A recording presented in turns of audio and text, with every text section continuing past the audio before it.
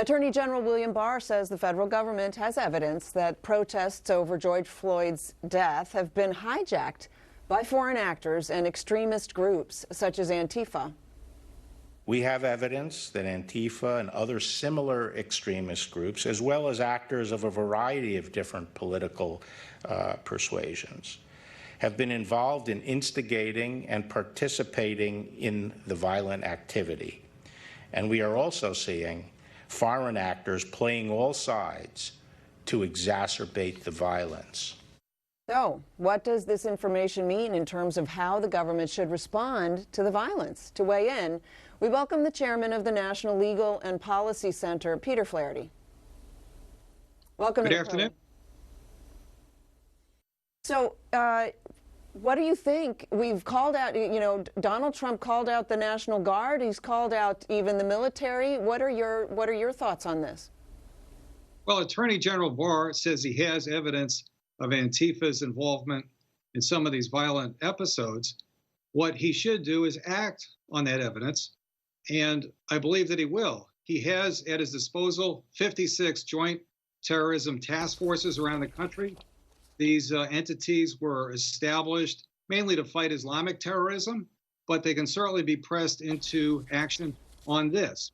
Also, the federal government has authorities and powers that the state and local governments don't. For instance, they can gather intelligence and they have the ability to operate across state lines. As you're aware, there's some pushback on using federal troops, obviously, in this case. What do you think warrants the utilization of American military? Well, of course, the question of the Justice Department going after Antifa or other extremists has nothing to do with the issue of using U.S. troops to quell violence. Many people believe, including myself, that it's thoroughly legal under the Insurrection Act. But what we're talking about here is evidence that Bill Barr says he has, not only of extremist groups like Antifa being involved in the violence, but also foreign actors. Now, he did not provide any details on the foreign actors, but it's certainly tantalizing. And we've just spent 3 years, especially the Democrats, spent 3 years hunting down non-existent collusion with the Russians by the Trump campaign. I hope the same zeal will be applied to any foreign encouragement to this civil strife that we've had in this country. Yeah, there's no collusion, but there was involvement. So it's not like Russia did nothing. They did, and that's firmly established. So what would change about the scenario if there were foreign actors involved with this? How do you think that changes what we do in response? Well, some of those actions may have been crimes. Espionage is a crime. Crossing state lines to incite violence is a crime. I fear that the foreign actors have fertile territory online, and I don't think the big Silicon Valley firms have done enough to address that. They're happy to fuel the violence. They're happy to portray the protesters who engage in violence as good guys. That's the narrative in Silicon Valley. But nonetheless, it seems as though foreign actors have been pretty successful in using their technology to create havoc in this country. Well, this is good news that at least it's being recognized, and we wait to see the evidence that he has. The problem is that Antifa is not a centralized organization, and so how will they go about even trying to prosecute? Well, that's correct. It's a shadowy group so that they can engage in shadowy acts. They dress in black. They wear face masks to escape any recognition or accountability.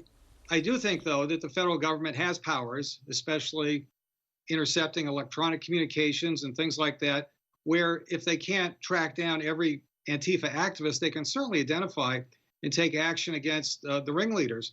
This country doesn't have a domestic terrorism law. There's no official designation of a domestic group as a terrorist group.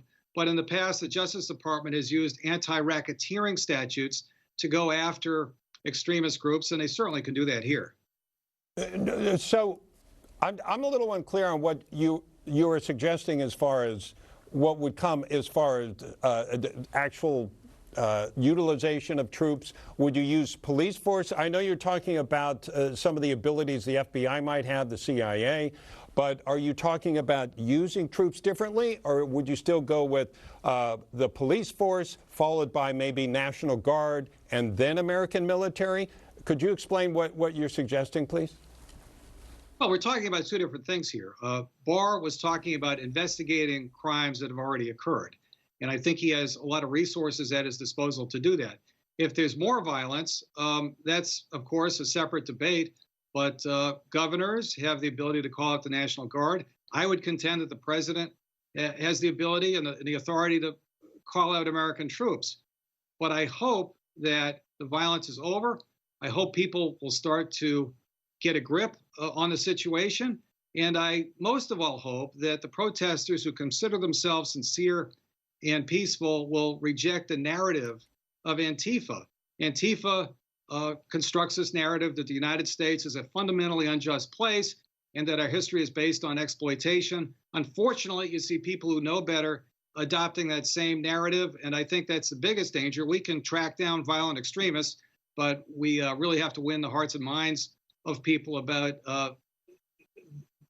the advantages of freedom and individual rights, which have characterized this country, rather than the mayhem and rioting that we've seen recently. Right. And I understand it's two different things. I'm just trying to clarify whether one was a predicate for the other. So, Peter Flaherty, thank you very much for joining us. And we'll have more on the spreading violence, including from some of these riots across the country after this.